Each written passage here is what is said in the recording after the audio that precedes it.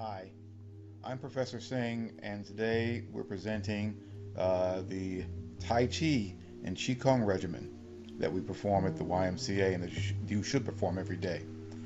It should always begin with seated Qigong. Now, seated Qigong can be an integration of Vedic and or Taoist breathing methods. I integrate both of them. Um, One of the most important things that you must understand is to make sure you have a comfortable seat. Make sure that you're able to sit and meditate. Breathing is the first thing we do in the class, and if you're going to use any asana, the prosperous or perfect pose is the best one to use. The breathing methods that you'll be using are balanced and ratio. The balanced breathing method is when you have no air in the lungs for a certain count, normally five. You breathe in for a count of five, you hold for a count of five, and you release air for a count of five. This is one of the most basic ones you could use. And the other one is a ratio breathing method where you breathe in for 5, hold for 20, and release for 10. It's a 1-4-2 ratio. You can do this ratio at any time and with any type of breathing or meditation regimen. A Mudra meditation regimen, the one that I use and the one that I'll be teaching you eventually, is the Kujikiri, the 9 hand cuts. And with this sense, beginning and ending with the Buddha posture, which is the hands folded in front of you, you go through a series of hand manipulations that allow you to focus on certain aspects of the powers that are within you. Without getting too specific, I can at least mention which one is which. And it goes in the center like this: Rin, Pyo, To, Sha, Kai, Jin, Retsu, Sai, Zen. And the last one, of course, is Mata, which is used to kill all weaknesses in the body, or at least to have that mental thought. Like the feet, the hands have much power with regard to linking your nervous system together, especially if you can manipulate it according to Eastern or traditional Chinese medicine. So if you're capable of knowing and manipulating your hands and understanding the powers that go with each of the chants and the mudras, this is important. Now, I mentioned before, Taoist or Vedic. Qigong, of course, is a Taoist breathing method, but Vedic breathing methods, of course, integrate the Persian way of breathing with the Chinese way of breathing. Right now, you see me performing a bellows breathing, which is a rapid breathing method that allows for work the body up, get the blood pumping through to the farthest reaches of the appendages, and then, of course, the retention of air between each one. You see me now moving into an alternative nasal breathing, internal nasal manipulation technique. This technique is for healing, preventive health healing, and it's very, very important. It allows you to, if you get it in the regimen, it allows you to manipulate or balance the body, healthy healing processes and health processes. The body for an hour and a half a day, I think it's for 3 hours a day, balances the body by naturally closing off one nasal with breath. Usually stuffs it up. Excuse me. It stuffs it up with mucus, and it doesn't allow you to breathe. Or I'm not sure how it does it, but I think it's with mucus. It doesn't allow you to breathe on one side for 1 hour for 90 minutes, and then for another 90 minutes, it blocks off the other side. This usually takes place right after an individual gets through with their their REM sleep, right? They get through with their recovery sleep or delta phase of their 24-hour cycle. This ability, sometimes whenever the body gets sick, actually whenever the body gets sick or weak or the immune system goes down, it's because this balancing system is not working in order. And when you're able to balance, if this ever happens, you can use this system, this method, to balance it out. And we practice this in class, in yoga class and in Tai Chi class, but mostly in yoga class. If you do this regularly, then the balancing system of the body that happens natural will be reinforced, and you will find that with this regimen of regular practice, you will never get sick. It'll be years before you get really sick, and if you ever feel yourself getting sick doing this regimen, and of course eating a balanced diet and doing what you're supposed to do, getting the proper rest, you'll find yourself recovering very, very quickly. It's an incredible workout. It's an incredible regimen to follow. So, most importantly, you must do breathing before you do anything with regard to Qigong. Breathing method and seated breathing and seated Qigong is the first thing you do. Now for the posture. that you have to be in and what you're supposed to be doing when you breathe. For the most part, you have to make sure that your body is balanced on the ground. You could use any posture you need to mimic what you see in front of you right now. You should be breathing diaphragmatically.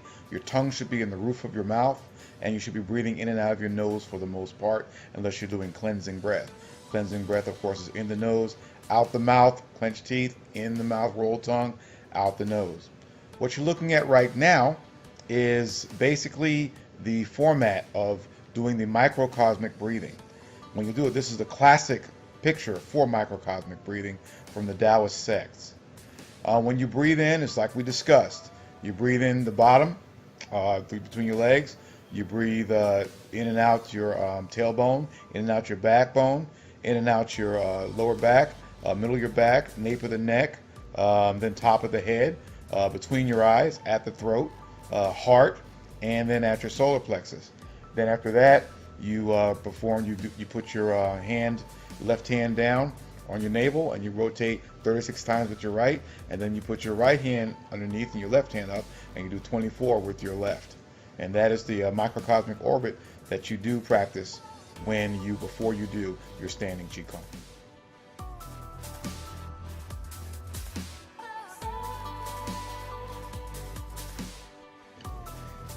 In the postures you see in front of you right now, you're looking at standing Qigong postures. They're basic postures that we practice for our Qigong. These postures are based on the methods that you'll be learning when you actually move through each one, transition through each one, and perform Tai Chi. Qigong is breath work. And though you learned how to do microcosmic orbit and the mat patterns there, it is now time to take that energy that is stored and to move it throughout the body through what's called 8 paths method breathing. 8 paths method breathing, okay, is a little different than the microcosmic breathing that you have. The 8 paths breathing is a macrocosmic breathing method. You will breathe in the bottom, between your legs, and then breathe out up the back. You breathe in the top of your head, and then you breathe out down the front of your body back to your solar plexus or dantian. You'll breathe in again, you breathe in again between your legs, and then breathe out again up your back to the nape of your neck. You'll breathe in the nape of your neck, and then out the back of your arms to your fingertips. You'll breathe in again in your palms, and breathe out up your arms almost to your heart, to your chest area. You'll breathe in your chest area, and then out, going up the top of your head, and then you breathe in the top of your head, down your back, and around to the sides of your body in the girdling meridian that you have. Then you're going to breathe in your navel and breathe out, looking down the side. Breathe out, thinking down the sides of your legs. Then you're going to breathe in breathe in the bottoms of your feet, and then breathe out back up the inside of your legs, back to the center part of your body, which is between your legs. This is when I say you're going to breathe in and out of those places, of course, those places are not basically breathing, at least not the way you breathe out your nose, but it's what's called a mental leading the breath. You are mentally leading your breath. You're consciously thinking about how air is going to be circulated around these regions. The mind is an incredible thing. It is stated, it's already been proven, and I've said this to you before in class, that the same parts of the body that light up under analysis, a scientific analysis, in the brain and in the muscles and in the bones, joints in every place, the same parts of the body that light up during motion light up also when you think about what it is you're doing. And with the more clarity of thought and coordination of breath, one can actually light up more in imagination than they can light up when they're actually doing it. Of course, this is something that's done for people who are adepts, people who are trained at using their mind or their imagination to coordinate what their body functions do. If the breathing is done properly, they can actually control it. What you are doing with the breath is you're activating or trying to access your reticular activating system, which is the system in the brain stem that controls all autonomic function of the body. Breathing helps you annex that. And the deeper the breath, the more focused the mind, the better it is you're able to do what you do. When you're doing Qigong or Tai Chi, the postures that you're doing, these postures are moved back and forth or transitioned through two basic movements. One is the butt being able to be pushed in and the butt being out. The butt being pushed in gives that straight line. The butt being pushed out allows you to swallow. If you can do these two things with your hips, then the next thing is the posture is your Achilles posture. The Achilles posture allows you to move through or to turn your center line away from your opponent. In the Qigong that you're looking at right now, you're seeing the basic postures and the transitions from one to the other. The body line, you're practicing your body line. You're also practicing the 8 paths breathing method. You're breathing when the arms are equal and the feet are equal. You are equal in posture as far as evenness when they're being pushed from the body. Then you're going to breathe and think both sides. If one hand is out further than the other, then you're going to be thinking that side for breathing for the 8 paths method that I mentioned. It's important that you do this breathing. Of course, with this, I'm moving a little faster than normal. But that you do this breathing so that you strengthen your body from the inside out.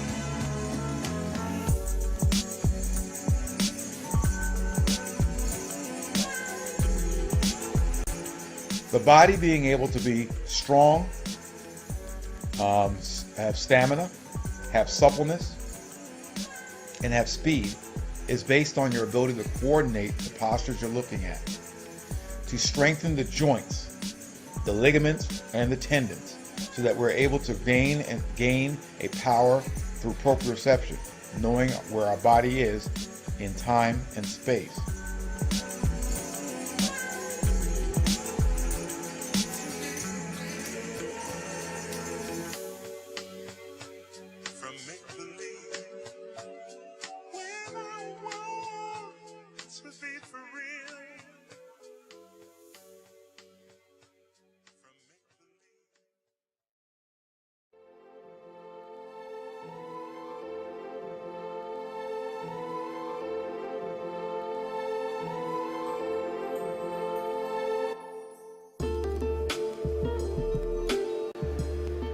One of the biggest powers of Tai Chi Chuan, which is translated as Great Extremes Boxing or the Supreme Ultimate Fist, is that we're able to control our body well into our middle age and beyond. As a matter of fact, as long as we don't break training, we can go and become strong and stronger even in our 80s, 90s, and even 100. There are people who can do this. The point is, Tai Chi, again, ensures that the body is strong from the inside out. What you're able to do in your seated postures, you translate into your standing postures.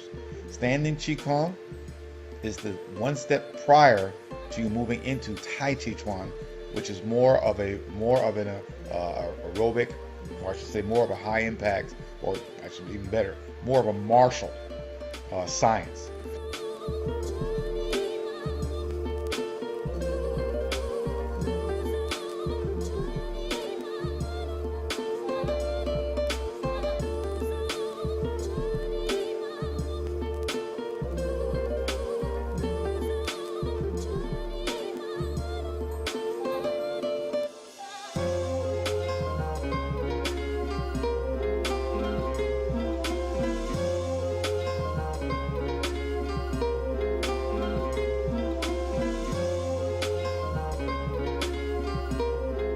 It's important to be able to have form, follow function. Form must follow function for us to understand how it works. The 13 methods are easy. It's the ward off, the roll back, the press, the push, the split, the grasping pluck, the elbow, the shoulder, as you see now, and then forward metal, back wood, left water, right fire, center earth. With this knowledge, you'll be able to actually take the energy you've just collected for your sitting and standing Qigong, microcosmic and macrocosmic orbit. Now with that energy flowing through your extraordinary meridian system, now you'll be able to actually disperse it. So what you have to do right after this is your silk reeling, which is extremely important.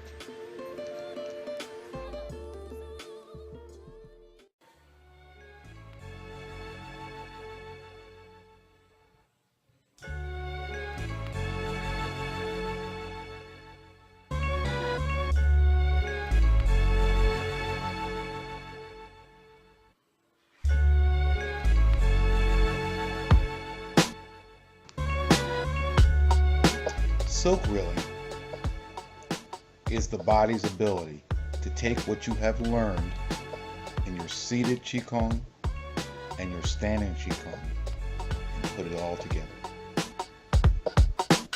Silk reeling is taking the stored energy that you have accumulated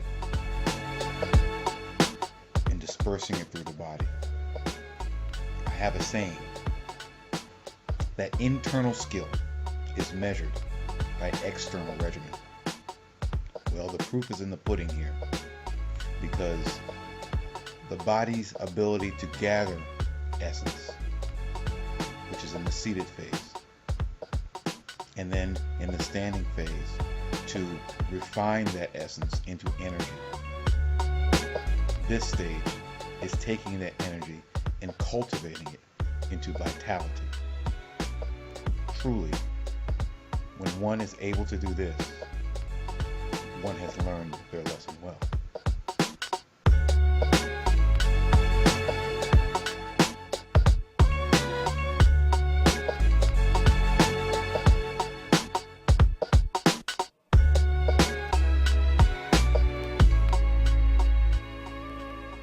Seasons change, mad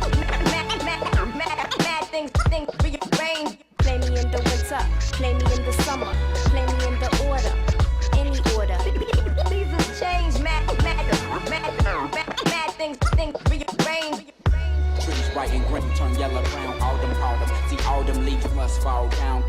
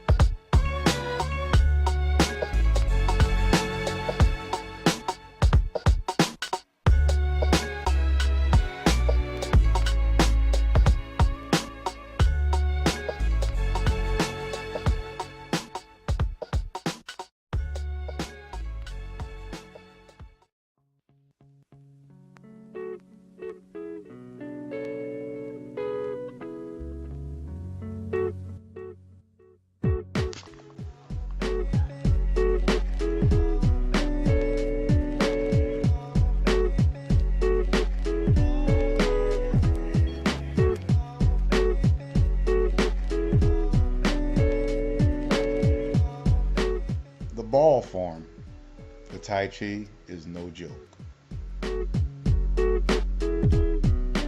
It is one of the first steps after you've shown that you understand posture, that you understand the essence of the three treasures, which is refining essence, into energy,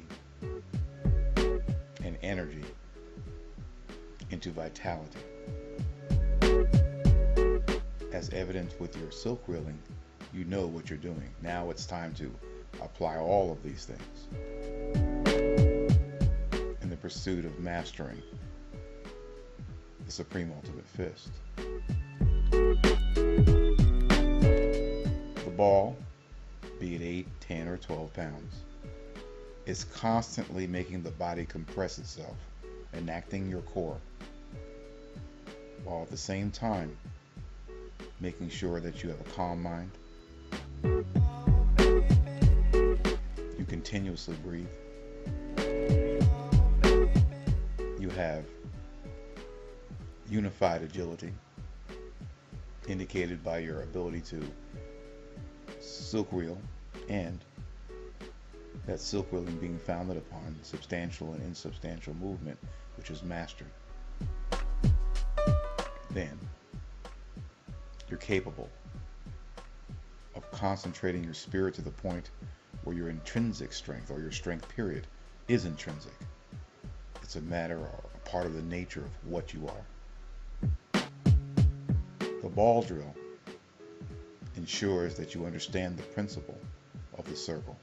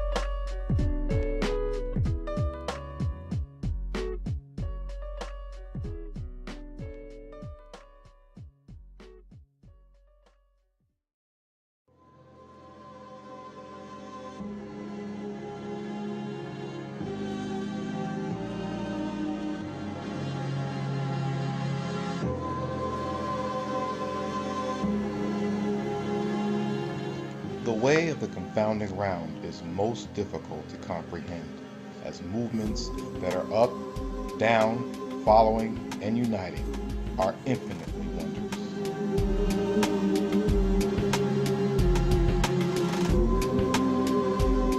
Even the linear extension or retraction of any part of the body can become circular through spiraling motion. The greater the intensity and frequency of the spiral, then the longer one maintains the power of internal boxing. With this understanding, small destroys big, slanting destroys even, and shapeless destroys the shaped.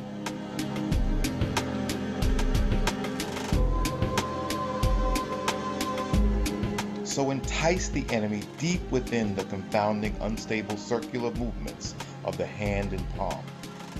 This is called Huaqin, allowing one to attract the enemy into emptiness, allowing his strength to be overextended, overcommitted, and him thinking that you are empty or weak, when indeed the opposite is true.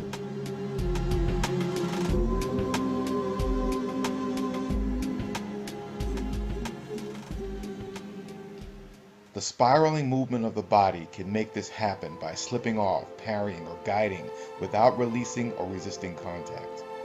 Now, one can guide the overcommitment of an opponent to make his force seem negligible. If the timing is correctly executed, 1 ounce can seem to move 1,000 pounds.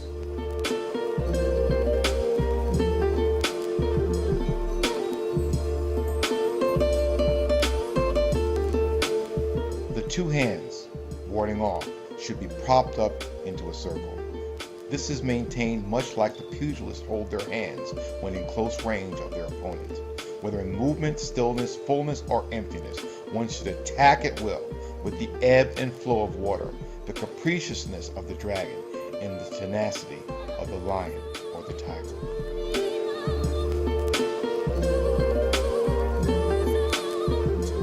Raise the hand with the rollback and allow the press. When the enemy decides to change postures, he'll find it difficult to achieve. The use of push hands is like constructing and collapsing postures that grasp the finger and the wrist. Moreover, pluck at them, with the elbow and the shoulder being held like 2 handles in a relentless manner. Even the opponent's front with tenacity can be kept and thwarted. One should pivot or circle to enter the flank while entering with an elusive quality the opponent's front. Use the hands to split, then move the elbow and shoulder to bump freely at will, and find appropriate time to use the head, hand, and foot.